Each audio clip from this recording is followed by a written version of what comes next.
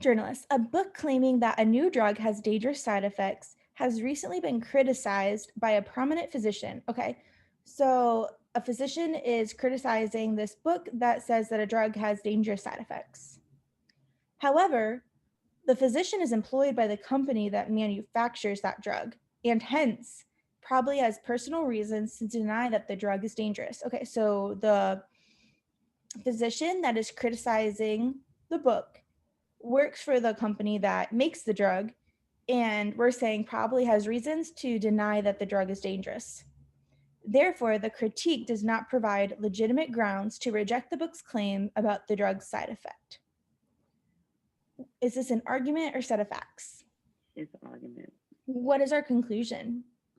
The critique does not provide legitimate grounds to reject the book's claim about the drug's side effects.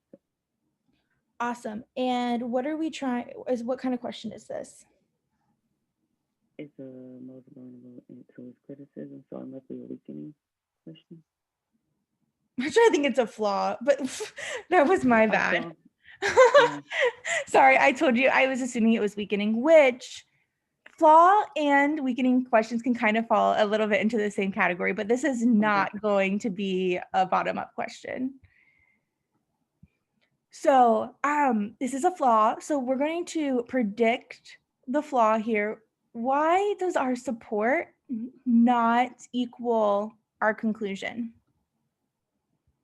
Because isn't the physician criticizing? He criticizing the critic is criticizing his opinion because he works there.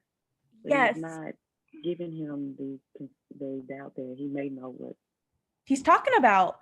Just because there's a reason to be biased doesn't mean you're biased, right? Yes. Mm-hmm. Or that you're wrong. Okay, so let's check out A. It fails to address adequately the possibility that the critique of the book called into question other claims made in the book in addition to the claim that the drug has dangerous side effects. That's not what we're talking about. Mm-hmm. B, it takes for granted. So what does it takes for granted mean? Yes, assuming. Assumes, yeah. It assumes that anybody or anyone even remotely associated with a company that manufactures a drug is unable to fairly weigh evidence concerning possible dangerous side effects of that drug. I like that answer. I like it too. A little bit of a good concern is that it says anyone even remotely associated. Like I'm wondering if it's a little strong, but I would definitely leave it open and I like it. C, it overlooks the possibility that the author of the book was biased for personal reasons in favor of the claim that the drug has dangerous side effects. No. That's like, no. That's not what it is.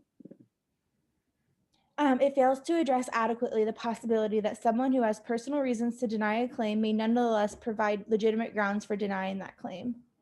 Ooh, I like that one too. Yeah, I like that one too because it's pretty much what the prediction was. Yes. And then E, it overlooks the possibility that even a critique does not provide legitimate grounds to reject a claim. This failure need not be the result of any personal bias of the author. Even if a critique does not provide legitimate grounds, yeah. the failure need not to. Well, we don't know if the physician provided legitimate grounds for rejecting the claim or not. It's never mentioned. Yeah, so I would cross E off. So I would be debating between B and D. And so since this is a flaw question, this is actually a top-down question. So we need to stay between the lines. So we can only say about like what actually happened. And so which one would you go with?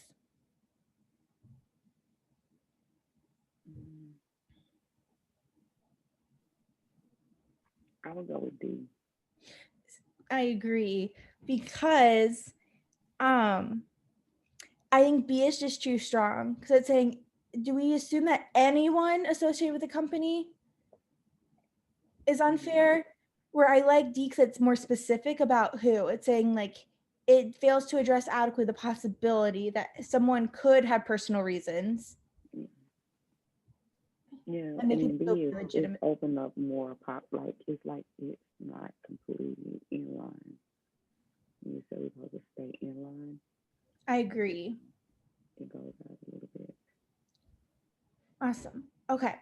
So